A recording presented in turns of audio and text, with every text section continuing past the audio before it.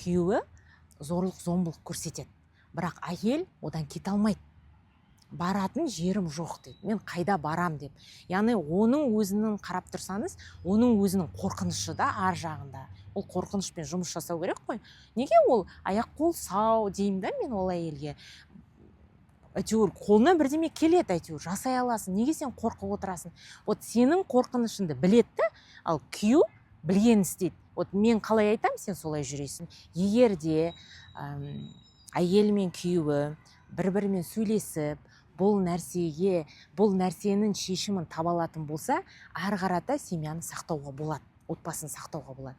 Ал егер де оның екінші жағы бар, ол күйеуі оны олай түсінбейтін болса, оған үнемі зорлық зомбылық қол көтеріп, оны ұрып, оның денсаулығына зиян келтіретін болса, оның балдарының болашағына зиян келтіретін болса, әрине ондай еркектен қашу керек деп айтамын. Себебі сен оны бұл басылады, бұл қояды деп жүре беретін болсан, ол қоймайды. Неуверенность да, әйелдерге көбінесе сенімсіздік, яғни өзіне сенімсіздік. Әйел адам өзінің ішкі тірегімен, өзімен жұмыс жасау арқылы, өзіне сенімділігін арттыру арқылы бұл ситуациядан шығуға болады.